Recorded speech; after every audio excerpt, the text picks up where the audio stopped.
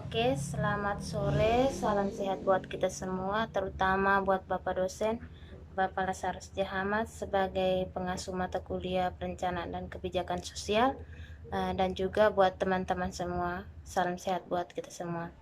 Nah, sebelumnya saya perkenalkan terlebih dahulu, nama saya Ardiana Ance, saya dari jurusan Sosiologi, reguler sore, kelas B, semester 9. Nah, untuk kali ini saya membuat video untuk memenuhi satu persyaratan pada mata kuliah perencanaan dan kebijakan sosial pada buku yang ketiga. Materi kali ini mengenai kebijakan sosial dan publik tentang penyakit Alzheimer di Amerika Serikat. Penyakit ini Alzheimer atau disingkat dengan AD adalah gangguan otak progresif dan irreversibel yang secara bertahap merusak usia seseorang, ingatan seseorang, kepribadian autonomi, penilaian keterampilan, penalaran seseorang, dan juga akhirnya pada fungsi tubuh. Meski penyebabnya tetap tidak diketahui, itu mengakibatkan hilangnya neuron terukur, kerusakan neuron. Jadi mereka tidak lagi berfungsi dengan baik dan hilangnya hipnotis atau koneksi saraf. Penyakit ini juga dikenal sebagai penyakit Alzheimer onset lanjut. DA atau penyakit Alzheimer pada dasarnya adalah penyakit pada usia lanjut. Jadi penyakit ini biasanya serang orang yang sudah memiliki usia yang dikatakan usia lanjut atau sudah pada tahap orang tua. Meskipun gejala pertama yang terlihat dapat menjadi lebih awal, AD onset atau penyakit Alzheimer kadang-kadang dapat menyerang orang yang berusia 30 tahun, tapi ini jarang terjadi. Ketika AD berjalan dengan keluarga, itu disebut penyakit Alzheimer keluarga.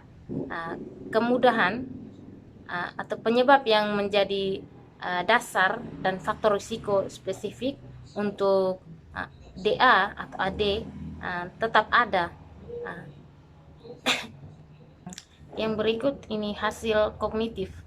Pemeriksaan kondisi mental mini atau disingkat dengan MMSE adalah yang paling umum menggunakan tes untuk membantu dokter mendiagnosis DA, dan melalui perkembangannya MMSE menguji berbagai kemampuan mental termasuk memori seseorang, perhatian, dan juga bahasa seseorang. Dokter mempertimbangkan skor seseorang beserta riwayat, gejala, pemeriksaan fisik, dan hasil tes lain termasuk scan otak.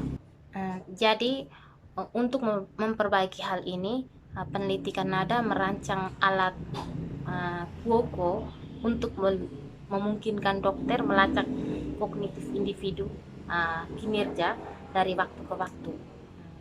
Mereka menemukan QOCO 80% akurat dalam mengidentifikasi mereka yang menderita demensia, dan 89% untuk mereka yang tidak. Meskipun QOCO merupakan hanya bagian dari proses diagnosis dan harus diinterpretasikan oleh fisika, hilangnya penyebab ini lain dari perubahan kognitif. Ia menawarkan evaluasi longitudinal untuk memfasilitasi inisiasi investigasi dan pengobatan lebih lanjut saat yang sesuai. Berikut Pada tahun 2011, National Institute on Aging atau NIA dan Alzheimer Association mengusulkan kriteria dan pedoman yang direvisi untuk mendiagnosis iklan. Jadi kriteria dari versi ini didasarkan terutama pada penilaian klinis dokter tentang penyebab gejala individu seperti yang dijelaskan oleh individu dan anggota keluarga, hasil tes kognitif, dan umum penilaian neurologis. Kriteria baru menggabungkan 3 yang paling perubahan. Yang pertama, mereka mengidentifikasi 2 tahap DA, gangguan kognitif ringan atau MCI akibat DA dan demensia akibat DA. Ini kontras dengan sebelumnya, kriteria di mana demensia sudah terlihat. Dan yang kedua, mereka melamar kriteria tujuan penelitian untuk fase praklinis sebelum gejala hilang ingatan berkembang. Dan ketiga, mereka memasukkan tes biomarker yang bisa menunjukkan ada atau tidak adanya DA atau risiko mengembangkannya.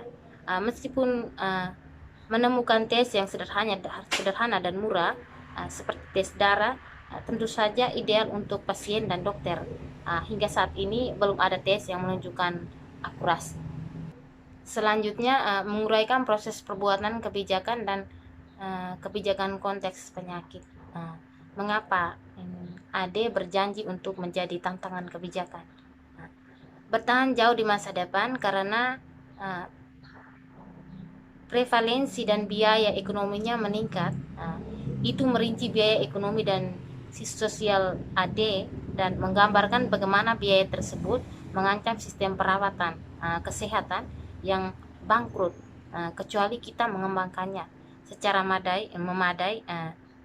Kebijakan antisipasif untuk menangani masalah yang mereka angkat.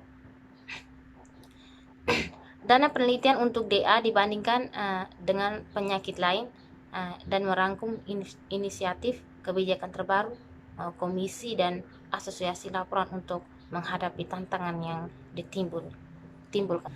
Jadi pembuatan kebijakan hanya pemerintah yang memiliki kewenangan sah untuk mengambil keputusan itu, mengikat dan melakukan atas nama seluruh penduduk. Lain organisasi seperti asosiasi dan pengumpulan medis membuat keputusan yang memengaruhi banyak individu dan memungkinkan memiliki pengaruh pada akhirnya melakukannya.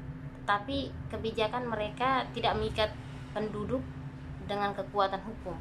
Pembuatan kebijakan di Amerika Serikat dipersulit oleh eralisme, di mana baik nasional maupun negara serta pemerintah daerah Inggris, penyakit yang beraneka ragam dan berdurasi lama berarti bahwa policies dapat sangat bervariasi menurut lokasi. Jadi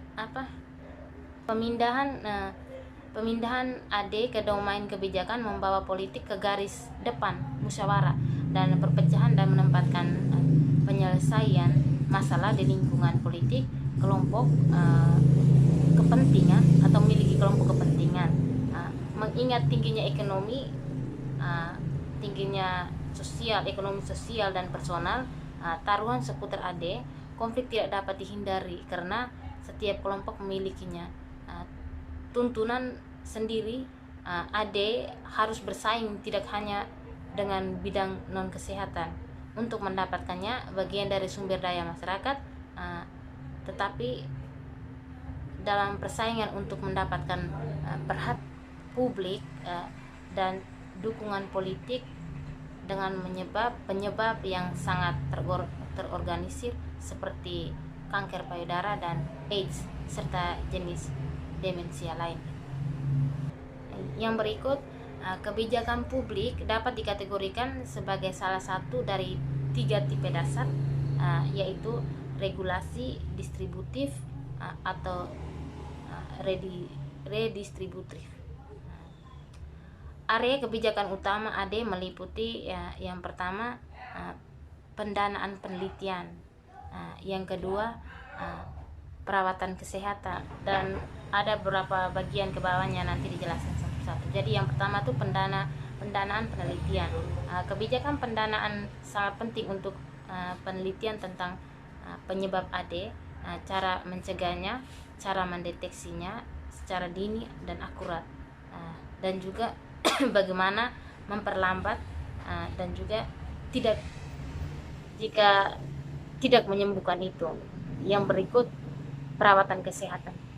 Kebijakan pembayaran dan fungsi regulasi di Medicare dan Medicaid memiliki implikasi langsung bagi orang yang hidup dengan AD atau penyakit Alzheimer yang adalah pengguna perawatan akurat terberat. Jadi yang berikut lagi layanan dan dukungan perawatan jangka panjang atau yang disingkat dengan LTC. Kebijakan perawatan untuk pembibitan rumah dan strategi untuk mendukung kehidupan komunitas adalah mental untuk pasien DA. Sekitar 75% diantaranya akan menghabiskan waktu di pantai jompo pada tahap tertentu. Dan berikut kesehatan masyarakat. Kesehatan masyarakat juga sangat penting. Mengatasi gaya hidup sehat dan faktor risiko serta pendidikan ini penting untuk pendekatan kesehatan masyarakat dalam mengelola peningkatan atau untuk meningkatnya beban AD. Berikut perumahan dan layanan masyarakat. Penting bagi mereka yang ingin tetap di rumah, tersedia berbagai macam layanan termasuk perawatan pelabuhan, penitipan dewasa, dan pusat lansia. Layanan ini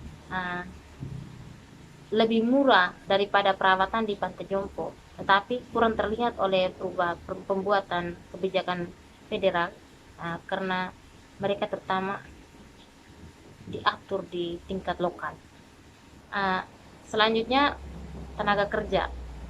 Kebijakan baru diperlukan untuk menjawab tantangan dalam memastikan tenaga kerja yang kompeten dan memadai, terutama untuk mengasuh langsung seperti asisten perawatan pribadi, pembantu kesehatan rumah, dan juga asisten perawatan. Dan yang paling terakhir, keadilan dan pengakuan hukum.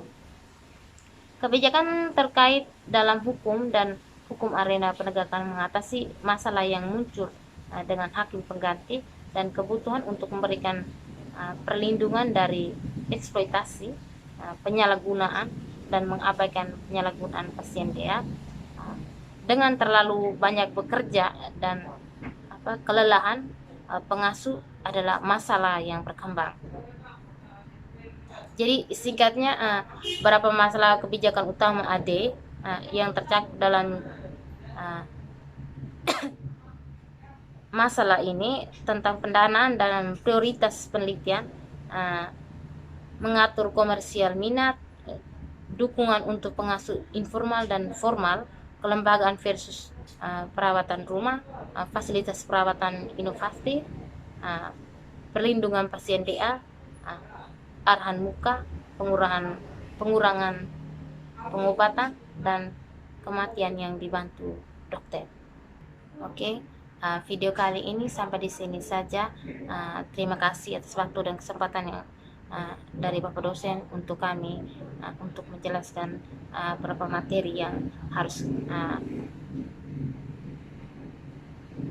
kami kerjakan. Untuk Bapak dosen kurang lebihnya saya mohon maaf. Sekian dari saya.